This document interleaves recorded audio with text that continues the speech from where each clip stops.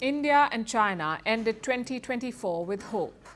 The hope of a reset. Both countries had been locked in a standoff since 2020, but in October they agreed to pull back to normalize the border situation. Cut to January, things are not looking so good because China is being China again. In other words, they're poking India again. Look at their latest move in Ladakh. Beijing has set up two new counties in the region, Heian County and Hekang County. Both these places include parts of Aksai Chin. Now, Aksai Chin has historically been part of Ladakh and therefore it is Indian land. But in the 1950s, China began encroaching on it. They needed Aksai Chin to connect Tibet and Xinjiang. So Beijing laid claim to it. In the 1962 war, they captured most of Aksai Chin. Even today, China illegally occupies it. And now they are setting up counties there over Indian land. So naturally, New Delhi is furious. The government has lodged an official protest with China. They've also rejected Beijing's claims over Ladakh. Listen to this. We have never accepted the illegal Chinese occupation of Indian territory in this area.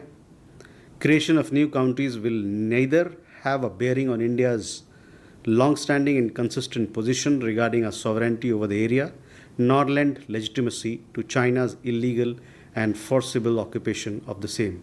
We have lodged a solemn protest with the Chinese side through diplomatic channels on this matter. And this is not a one-off. China is also building a massive dam in Tibet, pretty close to India's border. Reports say it will be the largest dam in the world. It is being built at a cost of $137 billion. Now, there are two problems here. First is the impact on downstream areas in India. That's how a dam works. You can control the water flow to regions downstream. You can flood them or dry them up. In this case, India is downstream. Secondly, China did not inform New Delhi. We're talking about basic protocol here. If you're building a dam, you inform the countries downstream. If you're building the world's largest dam, more so. Yet Beijing did not do that. India learned about the dam from a Chinese media report. So once again, New Delhi lashed out. We have consistently expressed through expert level as well as diplomatic channels our views and concerns to the Chinese side over mega projects on rivers in their territory. These have been reiterated along with the need for transparency and consultation with downstream countries following the latest report. The Chinese side has been urged to ensure that the interests of downstream states of the Brahmaputra are not harmed by activities in upstream areas. The timing is also important here. On December 18th, India and China held special talks. India's National Security Advisor Ajit Doval flew to Beijing. He met China's Foreign Minister Wang Yi.